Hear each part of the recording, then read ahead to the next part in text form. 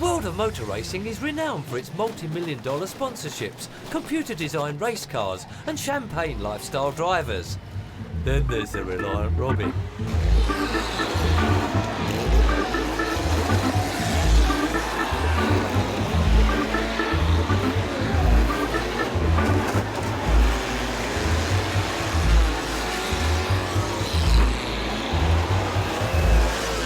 When the first Reliant Robin rolled off the assembly line 60 years ago, its limitations as a racing car should have been very apparent. For a start, they only had 3 wheels, making cornering, shall we say, a little bit interesting to say the least.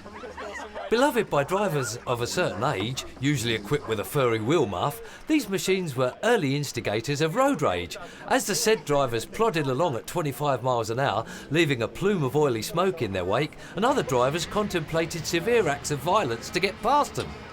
That was certainly the case at Mildenhall in East Suffolk, where the annual Reliant Robin World Final happens every July. The action may not have been fast, but it certainly was furious.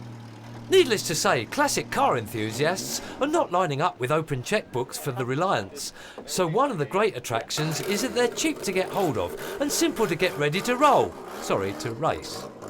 They're coming up in prices. They're coming up average, you can pay 20 quid plus sort of thing nowadays, and it's getting quite scarce in some places. As far as tactics are concerned, well, survival is the name of the game.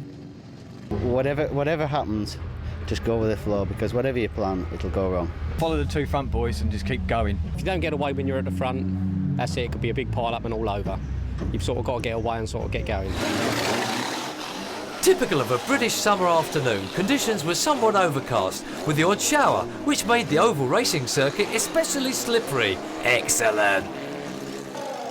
As soon as the race got underway, that seemed to be the case, for Mildenhall Stadium soon began to resemble a graveyard for Reliance.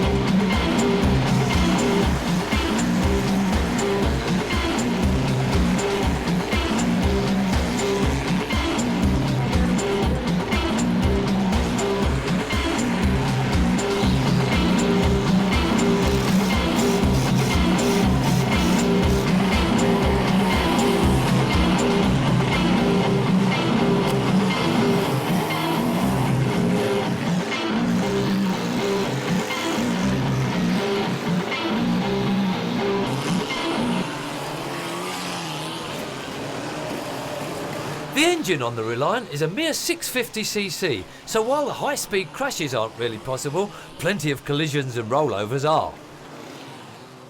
Lovely!